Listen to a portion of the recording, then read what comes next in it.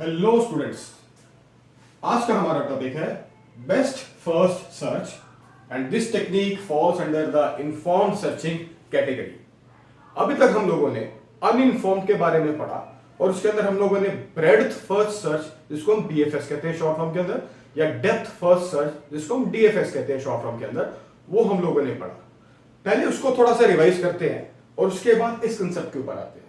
तो बीएफएस के अंदर जो हम लोगों ने पढ़ा था कि suppose this is the start node और इसको अपने कई गोल के ऊपर, सपोज ये जहां पे जो जे है ये गोल है, इसका डेस्टिनेशन है, यहां पे रीच करना है। तो बीएफएस जो कंसेप्चुअल आपका अनइन्फॉर्म्ड सर्चिंग के अंदर आता है, तो वो हमारा किस तरह से ट्रेवर्स करता है, ए से ये सारी ब्रांचेस को ट्रेवर्स करेगा और उसके बाद उसके पर्टिकुलर अलग ब्रांचेस है, दैट मींस अलग अलग लेवल के ऊपर this and this and this, वो हॉरिजॉन्टली एक एक लेवल को कवर करता हुआ जब तक कि हमारा गोल अचीव नहीं होता वो वहां तक पहुंचेगा।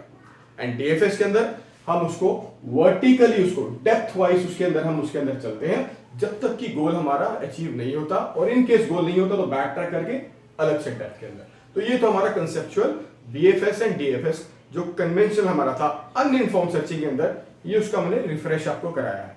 अब रिफ्रेश जो कराया है इसका मोटिव हमारा क्या है?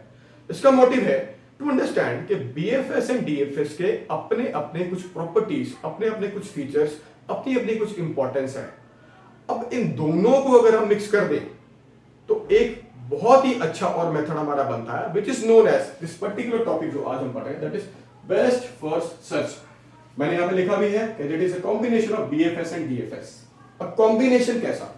सपोज हम बीएफएस एल्गोरिथम यहां पे अप्लाई कर रहे हैं और अप्लाई करते करते हम पर्टिकुलर किसी नोड के ऊपर पहुंचे यहां पे, और हमें लगा कि नहीं, इससे बेटर है कि कोई दूसरी जगह से अगर हम ट्रैवल करें, शॉर्टेस्ट पाथ हमारे को मिलेगा, वहां से बेटर सोल्यूशन मिलने की हमारे को गुंजाइश है। तो वो क्या करेगा, अपना रास्ता चेंज कर देगा। वो बीएफएस करता करता डीएफएस की तरफ चला जाएगा, या अगर वो डेप्थ फर्स्ट कर रहा है तो बीएफएस इंप्लीमेंट कर लेगा, डिपेंडिंग अपॉन वो देखेगा, वो कॉन्टिन्यूसली देखेगा कि मेरे को यहाँ पे क्या बेस्ट सोल्यूशन मिलेगा। अब वो जो बेस्ट सोल्यूशन है हमारा, वो हमारा फाइंड आउट करने के लिए in best first search, as the definition defines, it uses a heuristic evaluation function. मैंने यहां पे अंडरलाइन किया है, it uses a heuristic evaluation function। किस लिए यूज होता है? To find out which adjacency is more promising, और उसको एक्सप्लोर करना है कि उसके साथ में कौन सा एडजेसेंट ऐसा है, ऐसा नोड है जिससे कि और बेटर सोल्यूशन हमारे को मिल सकता है। इसको अंडरस्टैंड करने के लिए ये कुछ स्टेप्स हैं, 5 स्टेप्स है, यहां पे एक्सप्लेन करते हैं इसको। अब स्टेप 1 है हमारा कि ये हमारा एक इनिशियल नोड है। इनिशियल नोड है तो अभी इसके पास आगे एक्सपैंड करने के लिए स्टेप 2 के अंदर हमने देखा कि बी सी एंड डी उसको एक्सपैंड किया। नाउ बी सी डी के अंदर आप देख रहे हो कि मैंने कुछ वैल्यूज एज्यूम करके लिखी है 1 5 and 3। Now what is this 1 5 and 3? This 1 5 and 3 is this heuristic evaluation function. अब वो देखेगा कि सबसे मिनिमम हमारा यहाँ पे क्या है, सबसे मिनिमम हमारा डी के अंदर वैल्यू है हमारी 1, तो वो क्या करेगा, इस डी को एक्सपैंड करेगा, इसके थ्रू आगे सर्च करने की कोशिश करेगा। अब एक्सपैंड करेगा तो ई एंड एफ हमारा उसके अंदर आया, और ई एंड एफ की ह्यूरिस्टिक इवैल्यूएशन फंक्शन के according the value is 4 and 6। अब यहां पे वो देखेगा कि 4 एंड 6 से कुछ छोटा और वैल्यू है हमारी, यहाँ पे कोई शॉर्टेस्ट पाथ और हमारा है, तो उसने फाइंड आउट किया कि हाँ, इससे छोटा तो हमारा यहाँ पे ऑलरेडी 3 है, तो वो इसके आगे सर्च करने की जगह पे इट विल गो टू 3। और यहां पे आप देख रहे हो कि यहां पे 3 मींस दिस पॉइंट बी या नोड बी, तो इस बी नोड को उसने एक्सपैंड किया है। एक्सपैंड करके the value is 6 and 5, it is 4 and 6। Now it will see कि अब इसमें से सबसे छोटी वैल्यू ह्यूरिस्टिक इवैल्यूएशन फंक्शन जो है, सबसे छोटा क्या है, सबसे छोटा हियर इज 4, एंड उस 4 को एक्सपैंड करेगा, and here comes the node I and J, and J is our goal जो मैंने डार्क करके यहां पे बनाया, एंड यहां पे आके उसका डेस्टिनेशन उसको मिल गई, सॉल्यूशन इसका निकल गया, और आगे की सर्चिंग का वो वहां पे स्टॉप कर देगा। अब इन 5 स्टेप्स को अगर हम कंबाइन करें यूजिंग दिस वर्किंग एग्जांपल, और इस वर्किंग एग्जांपल के अंदर हम देखते हैं कि I have written here one is open list, one is closed list and one is final path. That means कि एक प्रोग्राम के अंदर, एक प्रायोरिटी लिस्ट के अंदर उसके कौन कौन से नोड्स कैसे उसके अंदर इंसर्ट होंगे और कैसे कैसे क्लोज अप होगा, इस हिसाब से ये वर्किंग चलेगी कैसी पूरी। So let's start. This is the diagram जो मैंने यहाँ पे बनाया था, ये डायग्राम, इसको हमने यहाँ पे लिखा।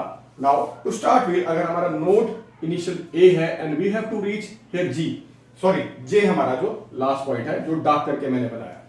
अब ओपन लिस्ट के अंदर हमारा क्या होता है, ओपन लिस्ट के अंदर हम वो एंट्रीज करते हैं जो कि अभी ओपन है, जहां पे ट्रैवर्स करने की गुंजाइश अभी हमारे को है। टू स्टार्ट विद, तो ओपन लिस्ट सबसे पहले ए है हमारा, हमने ए यहाँ पे इंसर्ट कर दिया ओपन लिस्ट के अंदर, क्योंकि ए अभी हमने ट्रैवर्स करना है। ए के बाद हम जब ट्रैवर्स करते हैं तो उसके बाद क्या है, बी सी एंड डी, यही मैंने सेकंड स्टेप के अंदर लिखा है, B C and D. Now here very important thing is कि यहां पे जब आप ओपन लिस्ट के अंदर कोई चीज और लिखते हो तो सबसे पहले जो चीज जो सा नोड हमारा ट्रैवर्स हो गया है उसको हमने कहां पे पुट करना है, इस क्लोज लिस्ट के अंदर। तो हमने यहां पे क्या किया कि यहां पे ओपन लिस्ट के अंदर हमारा ए था, ए के बाद the next nodes are this B C and D, और जैसे ही हम वो नेक्स्ट स्टेप के अंदर लेवल के अंदर हम जाते हैं तो यहां से हमारी ट्रैवर्सिंग होगी, दैट मींस इसको अब हमने क्लोज के अंदर पुट अप कर दिया। नेक्स्ट लेवल के अंदर आप देख रहे हो कि हमने बी सी एंड डी लिखे हुए हैं, लेकिन यहां पे एक इंपॉर्टेंट थिंग हमारी है कि यहां पे हमने उसको असेंडिंग ऑर्डर के हिसाब से लिखना है। दैट मींस यहां पे हम वैल्यू लिखते हैं, ये दिस डी की वैल्यू 2 है, सी की वैल्यू 7 है, बी की वैल्यू 6 है। Now the value means this heuristic evaluation function, जो उसकी इंफॉर्मेशन है इसकी, तो उस हिसाब से लिखते हैं कि D2, B6 एंड E7। ठीक है, तो ये तीनों जब हमने यहां पे लिखी, अब इसके बाद हम करेंगे यहां पे चेक करेंगे कि नेक्स्ट स्टेप हमारा क्या होगा। ऑब्वियसली जो हमने अभी बेस्ट फर्स्ट सर्च के अंदर देखा कि it will find out the minimum path value, minimum costing. तो here minimum is this D2, तो D2 का हमारा क्या किया, यहां से हमने इसको उठाया, इसको क्लोज में कर दिया कि ये वाला चीज हमारी यहां पे ट्रैवर्सिंग हो गई, इसको क्लोज लिस्ट में किया। तो D2, D के बाद हमारा क्या आएगा, E एंड F। तो हम लोगों ने यहां पे क्या किया, E एंड F को इंसर्ट किया। B एंड C तो ऑलरेडी पहले के थे, लेकिन हमने लिखा उसको किस हिसाब से कि वहां पे वैल्यू असेंडिंग ऑर्डर के अंदर आ रही है कि E5, B6, C7 and F7। Now सबसे मिनिमम वैल्यू हमारी क्या है, जो हमने पहले भी आपको मैंने एक्सप्लेन किया, हियर इट इज E5, तो E5 को यहां पे कर दिया, यहां से ओपन लिस्ट से हमने उसको हटा के क्लोज लिस्ट के अंदर हम लोगों ने इसको लिख दिया। नाउ नेक्स्ट सबसे मिनिमम हमारा यहां पे क्या था, E5 था, तो E5 अगर हमारा है, E को हमने हटाया, तो दैट मींस वो आगे J और I जो दो नोड्स हैं उसके ऊपर वो E नोड आगे ट्रैवर्स करेगा और वहां पे उसके अंदर पहुंचेगा। तो एज जो पहले डिस्कस किया कि मिनिमम या असेंडिंग ऑर्डर के हिसाब से हमने चलना है, हम लोगों ने लिखा J0, B6, C7 और F7, ये ऑलरेडी ऊपर से हमने पुट अप किया यहां से, और I11 जो हमारा आया, और यहां पे हमने फाइंड आउट किया कि J0 जो है that is our target, our goal. तो हमारा यहां पे ओपन लिस्ट से वो हटके क्लोज लिस्ट के अंदर हमने उसको इंसर्ट किया, और इस हिसाब से हम अपना A से J के ऊपर रीच कर गए। And now here this is the best first technique, the solution has been found. तो फाइनल पाथ हमारा क्या बना, that is ADAG, that means वो यहां से A से D, D से E, E से J, ये हमारा फाइनल पाथ बना using this best first technique. So I hope so. I have made an attempt to explain you what is this best first technique, and using this heuristic और information जो कि BFS and DFS का combination कहा जाता है, और best solution find out करने की कोशिश करी जाती है यूजिंग कम से कम टाइम, मिनिमम टाइम। फाइन, तो ये हमारा आज का टॉपिक था। नेक्स्ट क्लास में we will cover up more examples of this informed searching techniques. So आज के लिए